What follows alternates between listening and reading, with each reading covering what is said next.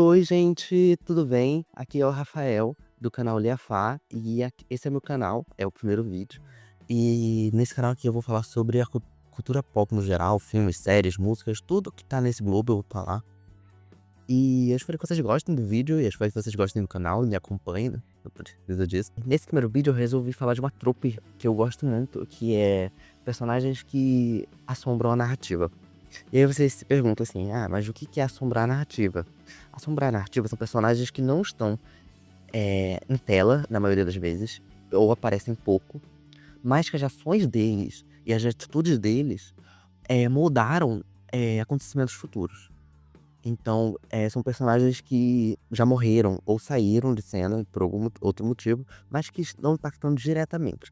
Eu trouxe 3 personagens aqui que eu acho que são os maiores exemplos de pessoas que assombram a narrativa que eu consigo encontrar de coisas que eu gosto e tenho um domínio bom para falar, né, que não falo as coisas que eu não sei. A primeira personagem é da série Yellow Jackets, e ela é a Jack Taylor. A série Yellow Jackets, ela se passa quando um grupo de garotas de um time de futebol sofre um acidente de avião e elas caem numa floresta e ficam presas na floresta por 19 meses.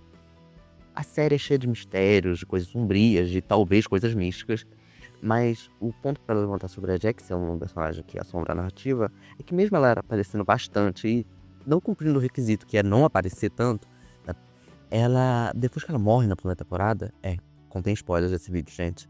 Esqueci de falar, mas falei agora. Mas aparece no início, tá? Eu vou botar no início ali, ó, contém spoiler. Porque a gente vai ter spoilers. Principalmente Yellow Jackets e a próxima série. E principalmente quando ela morre, ela marca o ponto zero de quando as garotas param de acreditar que elas são garotas, de sim, que elas são um culto maluco. Depois que elas fazem o canibalismo com ela, o culto aumenta, a lore aumenta com o culto pela estranheza, que é o espírito da floresta. E elas acabam tomando decisões mais drásticas ainda. Então ela é esse marco zero, e além disso, ela é sempre lembrada como a última faísca de humanidade delas.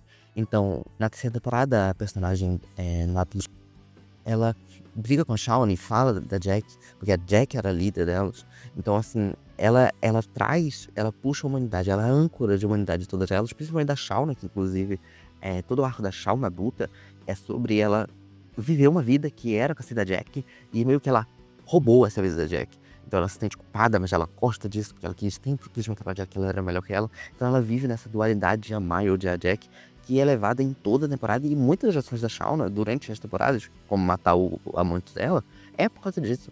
É porque ela não se livrou totalmente da floresta, e ela não se livrou totalmente da Jack na mente dela.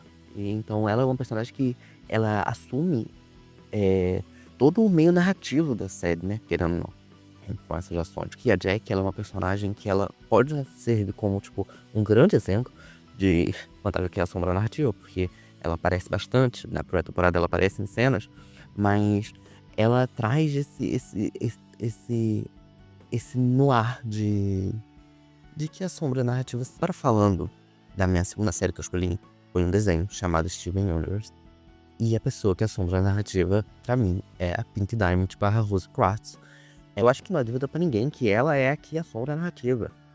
As 5 temporadas, o filme e a temporada extra são todas baseadas na Pink Diamond e nas ações dela.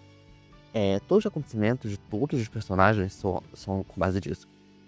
E eu acho que ela vai crescendo durante a série, porque eu acho que no começo a gente sabe pouco dela e ela aparece pouco, então ela realmente tá assombrando a narrativa com só um mistério de quem ela era, pro Steven, que era um garoto que não conheceu a mãe, queria saber e se portar como ela a partir de um momento. Mas eu acho que ela assombra a narrativa a partir do. Ela começa a assombrar a narrativa com desejo mesmo, a partir do episódio Leão 3 direto pra vídeo. O episódio que tem a fita que ela fala com o Steven, tem uma fita, né, emocionante, assim, eu choro bastante nesse episódio. Mas eu acho que ali ela toma um meio narrativo de tipo assim, Steven, eu quero que você seja o melhor pra você, e o Steven entende como ser o melhor para todos. E ali ele desencadeia tudo o que acontece depois. Então, todas as ações que ele toma com a Lápis, com a Polidorte, com a Jasper, com as Gems Corrompidas, com a Aquamarine, com a Topaz, tudo que dá muita merda depois é conta desse episódio. Esse episódio foi faísca. E ela vai. E eu gosto que a Rose, no meio dessas temporadas 2 e 3, ela não tem o meio, o foco narrativo mesmo. Todas as ações dela estão na nossa cara o tempo todo. Mas tem um episódio da 4ª temporada chamado Tempestade no Quarto, que é o Steven conversando com o que ele acha que é a mãe dele, que mostra o quão esse garoto está traumatizado. Naquela idade a gente já via como esse garoto estava sofrendo. Então, assim, ela traumatizou o filho dela muito. Eu sei que foi sem querer, e eu não acredito que a Pink Diamond seja a grande vilã da série. Eu acho que ela só é uma pessoa que queria, uma Jenner, na verdade, que queria o bem de todos depois de um tempo. Ela era mimada? Era. Ela fez coisa errada com a Spinella? Sim. Com a Pamela, pior ainda. E eu acho que ela ser esse fantasma narrativo é justamente por isso. Porque não tem um personagem ali que não sofre por culpa dela. Garnet, a Ametista, Bella, Steven, o Greg, gente, até a família da Connie, se tu pensar que o pai da Connie tava buscando ela naquele episódio da Topaz da Marinha. A mãe da Connie viu todos aqueles aberrações de James fundidas obrigatoriamente, de fusões forçadas. Tipo assim, a Connie já viu tudo de ruim possível. Então assim, todo mundo sofreu ali. Não tem ninguém que não sofreu. E cada vez que a gente aprende mais sobre o Rose, mais a gente vê quem ela machucou. A gente vê a Bismuto, a gente vê a Jasper. A Jasper, que é uma vilã, ela sofreu bastante por causa das ações da Rose Quartz / Pink Diamond. As Diamantes, que são as grandes vilãs por um determinado momento, até chegar à 5ª temporada e reverter isso, elas sofreram bastante. A Diamante Amarela ficou impiedosa e fez a Drusa. A Diamante Branca se fechou mais ainda e ficou mais louca ainda. A Blue Diamond, a Diamante Azul, ela ficou presa nesse luto eterno, que não conseguia separar o luto da vida atual dela. Então eu acho que a Rose Quarto, ela é sim uma fantasma narrativa e muito bem feito. Eu acho que inclusive ela gera essa curiosidade e ela gera essa vontade de saber mais sobre ela e sentir até um pouco de pena, raiva, vai depender do episódio ali. Eu acho que o momento, inclusive, que eu mais senti raiva dela foi quando teve o episódio da Voleibol, né? A antiga pérola dela, e a gente descobre que ela não estava rachada por causa da Diamante Branco, e sim ela estava rachada por causa de um ataque de pelanca da Diamante Rosa. Isso foi bem assustador na época pra mim. Eu falei, tá bom, a mãe não tem como te defender de tudo isso. Meu terceiro e último personagem é um ponto de interrogação. Por quê? Então eu vou falar da franquia FNAF. E a franquia FNAF, ela é complicada. Vocês sabem disso. Nada é confirmado, basicamente. Tem poucas coisas que são confirmadas. Mas eu vou falar do que eu acho que é o certo. E pelo que eu pesquisei, é o certo. Então é a Criança Chorona. Por que a Criança Chorona é um personagem que marca a narrativa e assombra a narrativa?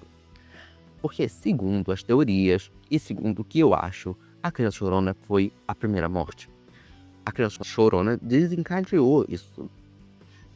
Quando ela morre pelo Michael Acton, o William percebe que tem algo estranho com o Ferdinand, que foi o animator que mordeu a cabeça da criança sem querer.